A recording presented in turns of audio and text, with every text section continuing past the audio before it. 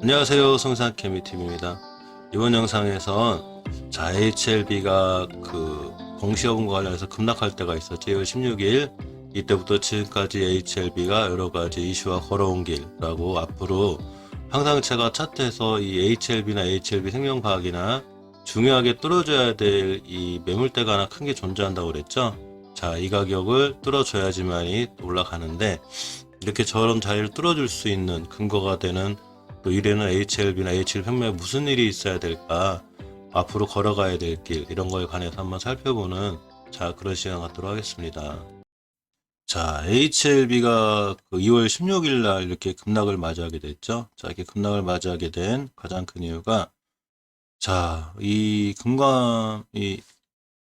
금융당국에서 HLB가 개발 중인 항암신약 후보물질 리보세라닙의 임상 결과를 자의적으로 해석해서 허위 공시한 게 아닌지를 두고 금융당국의 조사를 받은 것으로 16일 확인됐다고 이렇게 말하였습니다. 그러면서 주식 급락을 했고, 이때 진양군 HLB 회장님께서는 유튜브에 올린 동영상에서 허위 강시와 관련해서 금융감독원이 조사를 했고, 또 금융위원회 자본시장 조사 심의를 거쳐 증권선문위원회를 앞둔 상황인 건 맞다라고 이렇게 직접 밝히기도 하였습니다. 그래서 결론이 아직 나지 않은 상황이라고 이렇게 말하였습니다.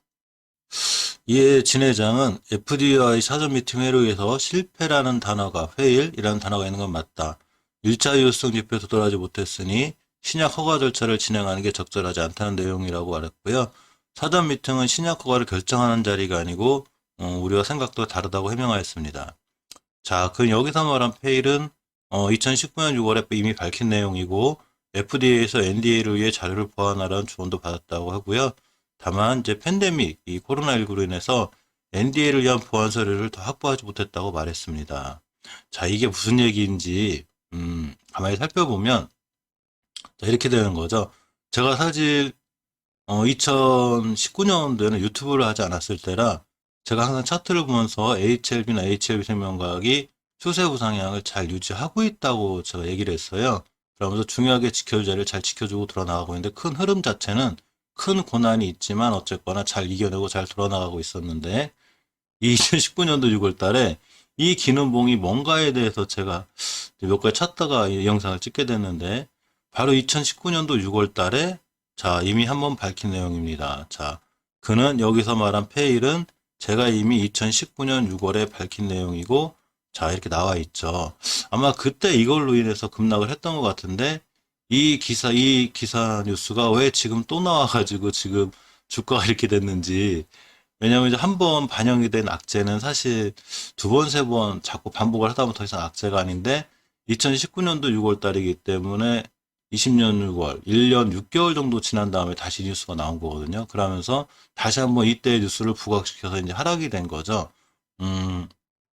저도 이때 2019년도 6월 달에 HLB나 이런 쪽에 관심이 없고, 또 그때 이 유튜브를 아예 안 할 때라 이 문제가 해소가 됐는데, 결국 이 리보세라님의 이 NDA 신청 문제보다도 이 페일이라는 이 단어, 실패했다는 단어 때문에 2월 16일 날 이렇게 크게 떨어졌다는 건데, 사실 1차 임상 실험에서 이 유의미성을 확보하지 못하는 임상 실험은 꽤 많죠.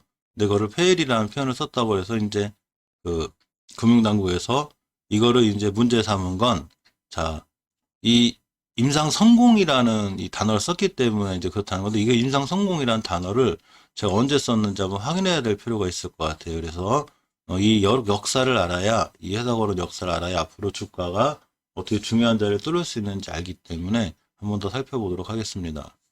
2019년 9월 30일, 그때 9월 달에 HLB의 이 자회사 엘리바가 공개한 발표를 보면, 표적 항암제 리보세라닙의 글로벌 임상 시험 3상, 임상 3상에서 유의미한 성과를 냈다고 엘리바가 29일 날 유럽 종양의학회에서 공개했습니다. 그래서 이 리보세라닙의 임상 데이터가 약효로 인정받을 만한 성과를 보였다고 발표했죠.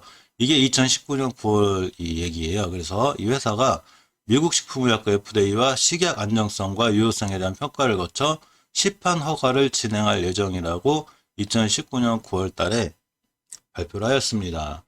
자, 이렇게 되면 역사는 이렇게 되는 거죠. 2019년 9월. 그러니까 2019년 6월 달에 이렇게 급락한 이유가, 자, 그런 결과, 리보세라닙의 그런 결과 때문에, 자, 이렇게 급락했다고, 이것이 개인적인 생각입니다. 저 확실히 뭐 이 회사에 뭐, 다니는 사람들의 잘못, 어쨌거나 그것 때문에 급락됐고, 진양곤 그 회장님께서 해명도 했습니다. 자, 충분히 해명을 했고, 근데 이 9월 달에 갑자기 급등을 해서 제가 9월 달 차트로 쫙 갔습니다. 차트는 역사를 알아야 되죠. 자, 바로 그런 뉴스와 함께 9월 30일 날, 이 기사가, 이 발표한 게, 자, 이 엘리바가 이 발표한 게 29일, 1시간, 그래서 2019년 9월 30일 날 기사가 뜨면서, 자, 이때부터 이제 또 큰 상승을 하게 되죠, 이렇게. 자, 일봉에서 25%, 또 이날 또 상한가 이렇게 하면서 엄청나게 크게 상승을 합니다. 그러면서 월봉에서 당연히 크게 이겨냈죠, 이거를. 엄청나, 이 저가가 19,000원짜리가 고점이 18만원. 그러니까 19년도 7월 달에 저점이 19,000원인데, 자, 19년도에 고점이 18만원이면 10배 간 거죠? 하나, 둘, 셋, 넷. 이게 맞을까요? 아주 옛날 일이라. 어쨌거나, 일단 차트상으로는 딱 그렇습니다. 19년도 다시 한번 찍어보면 저점이 19,000원. 그러고, 19년도 10월 달에 고점이 18만원. 거의 한 10배. 자, 이렇게 갔습니다. 보통, 이제 기술적인 얘기에서 보면 저희 같은 경우는 물론 이제 시총에 따라 좀 틀리긴 한데, 회사가 저점 대비 10배로 올라오게 되면, 일단 단기적으로는 꽤 많이 올라오게 된 게 맞죠. 그래서 일봉으로 가보면, 자, 쭉 가보면, 여기 정확히 나와 있죠. 최저점이 19,000원이고, 쭉 올라가서 고점이, 18만원, 10배를 깔끔하게 이렇게, 개인들이 저걸 다 해서 달성했던, 세력들이 달성했던, 뭐, 주포님께 달성했던 10배를 달성했습니다. 자, 그 이후로 주가가 이제 조금 이제 많이 올라갔으니까 당연히 조정이라는 게 오죠. 자, 조정이라는 게 오면서 이렇게 중요한 매물대와 또 지지선을 거치면서 큰 박스권에 갇히게 되는, 자, 이런 형태에 있다가 이번에 그런 악재로 인해서, 예전에 불거진 악재로 인해서 또 한 번 밀리게 되는, 자, 이런 현상이 생긴 거죠.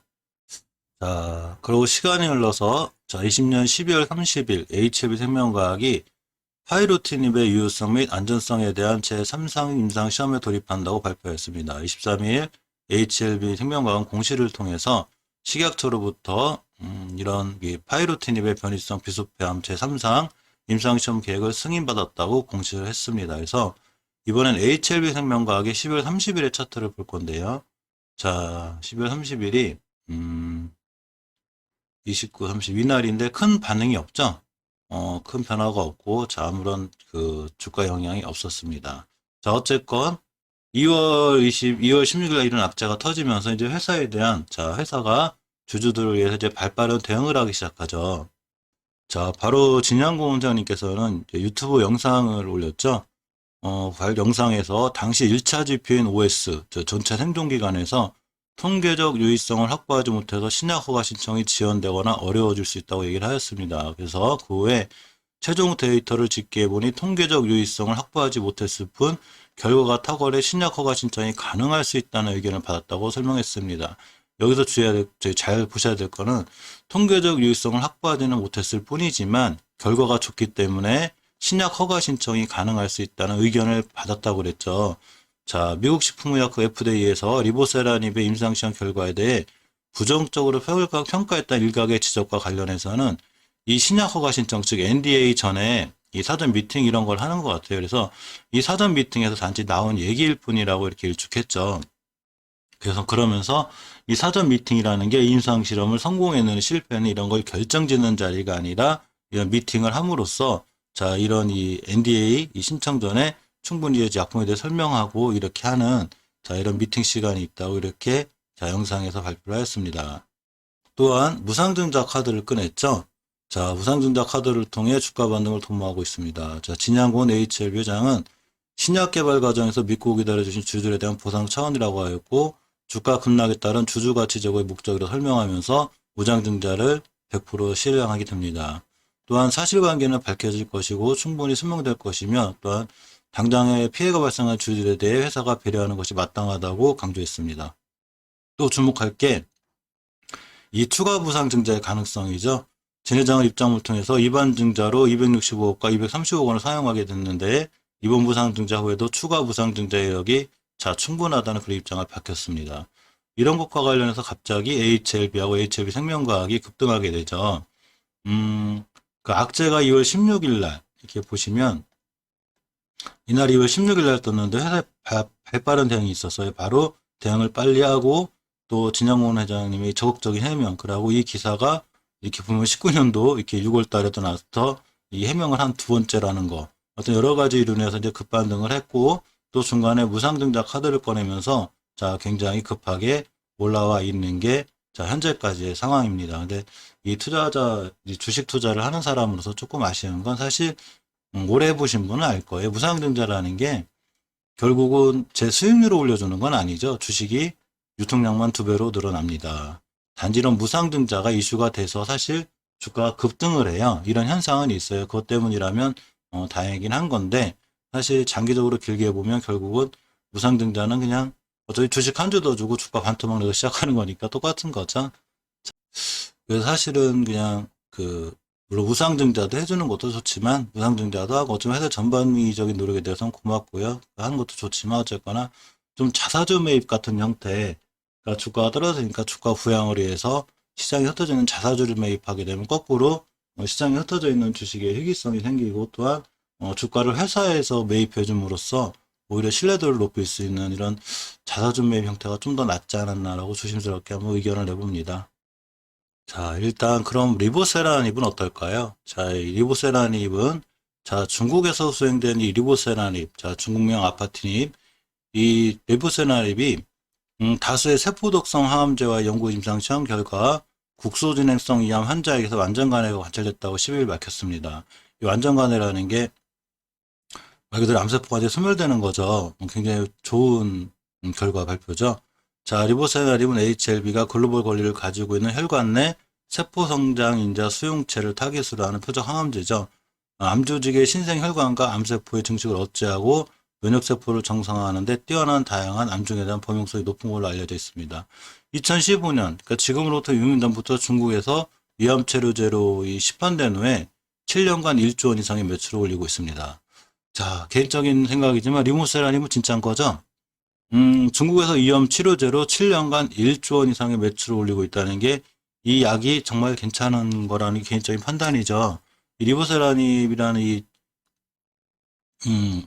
제약이 안 좋다면 과연 이렇게 7년 동안 1조 원 이상의 매출을 올릴 수 있는지, 이거는 상당히 팩트죠. 사실은 뭐저 7조라는 걸 속였을 리도 없고 또 중국에서 위암 치료제를 팔았다는 걸 거짓말일 수도 없고 이건 사실은 팩트이기 때문에 이런 리보세라닙에 대한 거는 진짜라고 우리가 확인할 수 있죠. 또한 이런 리보세라닙에 대한 이런 이제 공시 때문에 이런 건데 이 HLB에 대한 이 불공정 거래 혐의를 분명히 상정할 걸로 이렇게 알려져 있는데 상정이 안 되고 있죠.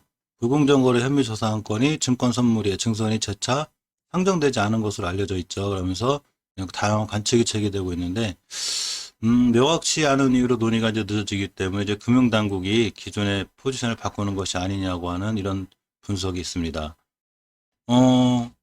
이렇게 되면 이제 투자자들만 엄청난 혼란에 있던 거죠. 이 30% 하한가 맞고 저렇게 되고 하면서 굉장히 이제 고통스러운 시간을 보내면서 물론 회사의 발빠른 대응으로 빨리 돌아서긴 했는데 막상 상정은 안 되고 또 이제 정확히 지금 어디로 가야 될지 길이 정해지지 않은 상태죠. 근데 이 모든 것에도 불구하고 주식은 제가 항상 기술적으로 뚫어줘야 될 자리를 뚫어줘야 된다고 그랬죠. 내일이 이제 15일 권리락일이죠. 무상제 권리락일인데 이런 그런 거랑 이제 물론 주가의 변동폭이나 이런 건 좀 있겠죠. 물론 그걸로 인해서 지금까지 잘 올라갔으니까 더 떨어질 수도 있고 올라갈 수도 있고 그런 건 아무것도 모릅니다. 또 주식은 1대1 무상증자이기 때문에 차트상 반토막 나서 시작하고 그러고 또 4월 달에 신규 상장이 수익률 0%로 또 들어오기도 하죠. 그런데 이렇게 뚫어줘야 될 자리 가격 반으로 바뀌겠지만 수정주가 차트를 수정 차트로 바꾸면 돼요. 그래서 어쨌건 이 자리를 뚫어주기 위해서는 HR과 HLB 생명과학이 무슨 일을 해야 될까요? 그래야 이 자리를 강하게 뚫고 예전에 이렇게 19,000원에서 10배를 갔던 이런 신화, 그러니까 주식 10배 간다는 게 쉬운 건 아니죠. 이렇게 되려면 이 H하고 H 평면가 꼭 해내야 되는 일이 있죠. 자, HLB가 이제 그동안 유상증자로 대규모 자금을 조달했는데 이 자금을 조달하는 과정도 사실 영상을 올릴까 하다가 너무 영상이 길어져서 나중에 한번 따로 만들어서 올려드릴게요. 자, 이 자금을 조달하면서 이 리보세라닙 NDA가 사실 아직도 준비 중인 거죠. 뭐 지금 사전 미팅에서 이제 그런 페일이라는 단어 때문에 굉장히 그 순환도 겪고 있고 하지만 아직도 준비 중이고 또 작년 3월 말에 목표라고 했더니 NDA가 10월, 12월, 올해 3월까지 이렇게 계속 미루고 있게 되죠. 이제 회사 입장에서는 자, 코로나19로 지연되고 있다는 이유라는 게 자, 이렇게 조금 공감이 돼요. 저도 하지만 HLB가 이 주주들의 신뢰와 주가를 회복하기 위해서는 NDA를 신청하는 것이 엄청 중요하죠. 자, 만약 NDA에서 허가가 나기만 하면 지금까지 자, 임성 성공이라는 표현을 이 허위사실이라고 보도했더니 금융당국과의 이런 갈등과 문제도 자연스럽게 해결됐고 시장에서 이상하게 보는 눈도 다 해결됩니다. 그래서 HLB가 이 위기를 극복하고 진정한 신약 개발에 자, 성공하면 좋겠습니다. 그걸 바로 성공해야지만이 지금까지 지지부진하게 있던 이 박스권 HLB나 HLB 생명과학이 이게 지지부진했던 박스권을 돌파할 수 있죠. 이 구간이 왜 생겼냐면 자, 주가가 이 19년도 7월 달에 그런 기대감으로 인해서 이 저가인 19,000원부터 자, 19만 원 가까이 10배 가까이 올라왔는데 그나마 10배 가까이 올라온 주가 지금 많이 떨어지는 게 아니죠. 그나마 어느 정도 떨어지고 자, 조정을 받고 있는 와중에 이 옆으로 길게 간 구간이 바로 그 리보세라닙의 NDA에 대한 기대감이 있는 거죠. 그래서 그게 잘 되기만을 바라고 주가를 많이 모으신 분들도 계시고 여기서 행보하고 있었는데 아마 신청이 되고 잘 됐다면 여기서 급상승해서 엄청나게 상승했을 거예요. 근데 조그만 악재도 툭툭, 조그만 악재는 아니죠. 죄송합니다. 좀 큰 악재죠. 어쨌거나 저는 큰 악재가 생기게 되면 자, 이렇게 크게 툭툭 밀리게 되는 이런 상황이 생기는 거죠. 그래서 따라서 이 HLB나 H생명과학이 회장님 지금까지 전방위적 노력도 상당히 좋아 보이지만 실질적인 성과, 즉 실질적으로 신청하고 자, 신약이 성공하는 이런 모습을 보여주는 게 HLB를 믿고 또 H생명과학을 믿고 이 투자하신 이 주주분들에 대한 신뢰도라든가 이런 거에 대한 이렇게 화답할 수 있는 자, 그런 일이 아닌가 생각됩니다. 자, 이상 HLB하고 H생명과학에 대한 개인적인 여러 가지 의견과 함께 또 이슈가 있는 이런 부분을 자, 조심스럽게 살펴보았습니다. 자, 감사합니다.